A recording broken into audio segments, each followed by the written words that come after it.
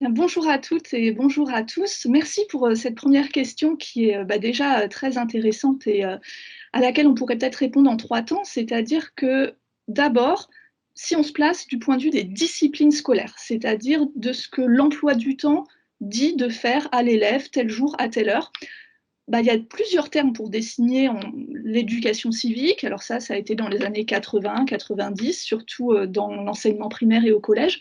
Mais il y a eu d'autres termes pour désigner cet enseignement depuis la fin du 19e siècle, depuis l'école de la Troisième République en France. Instruction morale et civique, enseignement civique, juridique et social, ECJS au lycée dans les années 2000. Et en fait, ce qui est intéressant et ce qu'il faut peut-être retenir ici, c'est que depuis 2015, en France, c'est la première fois qu'on a un terme, une expression unifiée pour désigner ces différents enseignements. Donc aujourd'hui, on parle du CP à la terminale, de l'EMC, de l'enseignement moral et civique. Donc voilà, c'est une première façon peut-être de répondre à cette question. Une deuxième façon d'y répondre, ce serait cette fois de passer par des discours et des textes plus institutionnels, plus politiques, puisque là, on aborde plutôt de façon plus large la formation des citoyennes et la formation du citoyen, donc un projet plutôt politique d'intégration, de socialisation à l'échelle historiquement nationale, mais aujourd'hui, on peut aller de l'échelle locale à l'échelle mondiale. Donc en France, depuis la décennie 2010, c'est surtout l'expression de transmission des valeurs de la République qui revient dans les discours, dans les textes. Mais si on élargit un petit peu ce constat et qu'on monte au niveau du Conseil de l'Europe, dont font partie bien entendu les Pays-Bas, on a des expressions et des travaux sur l'éducation à la citoyenneté numérique ou l'éducation pour des compétences pour une culture de la démocratie.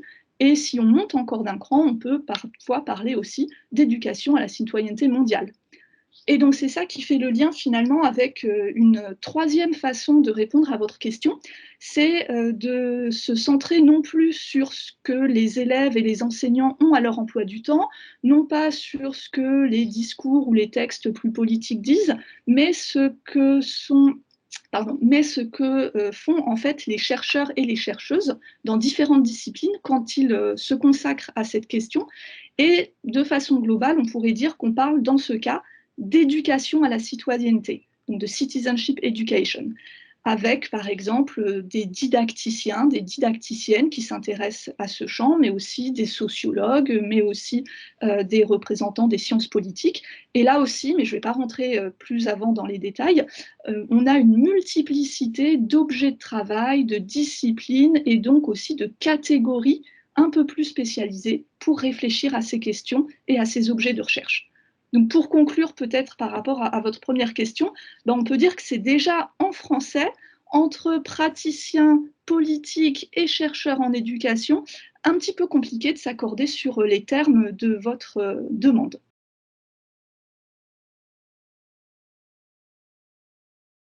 Alors en France, en fait, on pourrait dire qu'il y a plusieurs cercles de professionnels qui interagissent autour de cette question de l'éducation à la citoyenneté en milieu scolaire.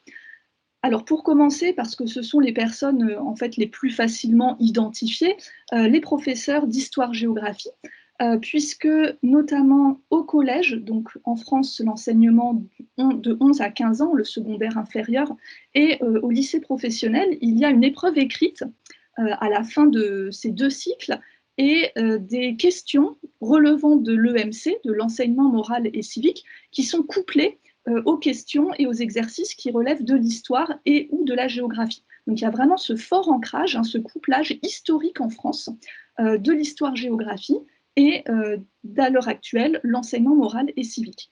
Alors ce couplage, à l'école primaire, il est peut-être moins identifié puisque les professeurs des écoles sont polyvalents, ils enseignent toutes les disciplines, et il est peut-être de moins en moins évident au lycée général, au lycée technologique, où sur le papier, en fait, tous les professeurs, tous les enseignantes et les enseignants peuvent être concernés par l'enseignement de l'EMC.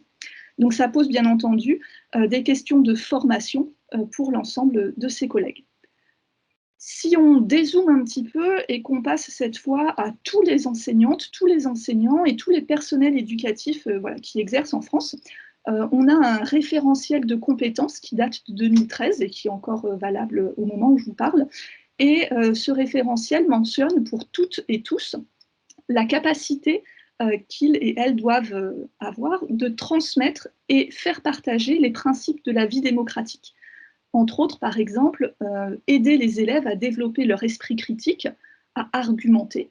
Et donc, on peut dire, j'imagine, que dans des cours de français langue étrangère aux Pays-Bas, tout cela peut s'articuler avec les dimensions civilisationnelles, culturelles ou interculturelles que vous développez peut-être dans vos enseignements. Et un troisième niveau, ce serait de se dire qu'est-ce qui se passe au niveau d'une école élémentaire, d'une école maternelle, d'une école primaire, d'un collège, d'un lycée, et de considérer cette éducation à la citoyenneté comme une éducation A.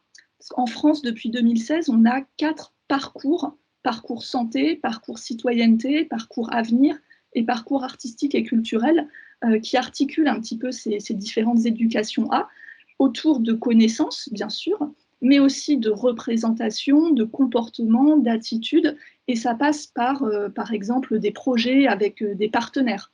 Ça passe aussi, par exemple, pour certains élèves, ceux et celles que leurs camarades élisent comme délégués de classe, par exemple. Donc ça passe par une participation et par une expérience un petit peu particulière, qui est celle d'une forme, bien sûr très scolaire, mais de démocratie représentative, c'est-à-dire représenter ses camarades au conseil de classe, au conseil d'administration, au conseil de la vie lycéenne, par exemple. Alors bien sûr, ça concerne une minorité d'élèves et ça s'inscrit dans un ordre social qui est, on va dire, structurellement dissymétrique, où les adultes prennent plus le pas et souvent plus la parole que les élèves, mais ce sont des dispositifs qui existent. Pour plus d'élèves, peut-être, on a en France une fonction spécifique, un métier spécifique au collège et au lycée qui s'appelle le conseiller principal d'éducation ou la conseillère principale d'éducation. Et ces professionnels, en fait, essayent de construire une citoyenneté active avec les élèves. Bien sûr, ils ont aussi d'autres fonctions. Par exemple, ils soutiennent les élèves qui sont engagés, donc là sur la base du volontariat, et qui veulent prendre des responsabilités, exercer des responsabilités. Par exemple, dans la gestion de différents clubs qu'il peut y avoir au niveau d'un établissement, un club journal, entre autres. Et donc, ces professionnels peuvent aider, construire progressivement avec des lycéennes, avec des lycéens, cette autre forme de citoyenneté.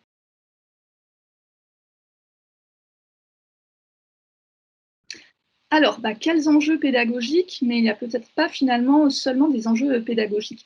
Alors, la première question à laquelle j'ai envie de répondre finalement, c'est de se demander quelle est la spécificité de l'institution scolaire, de cette instance de socialisation politique parmi les autres, puisque les élèves, ce sont aussi des enfants qui sont membres d'une famille.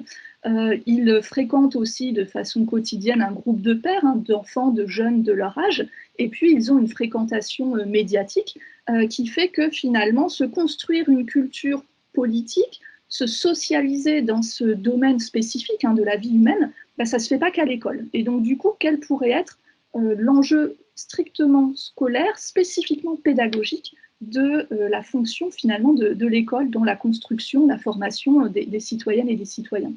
Alors peut-être que ce serait de se dire qu'à l'école, on essaye d'articuler 3 grands domaines qui sont d'un côté les connaissances, alors connaître le fonctionnement des institutions politiques, connaître des textes législatifs de base, et donc voilà, peut-être que ça va plus du côté du droit, de l'histoire, de la science politique, on ne se sent peut-être pas tous concernés.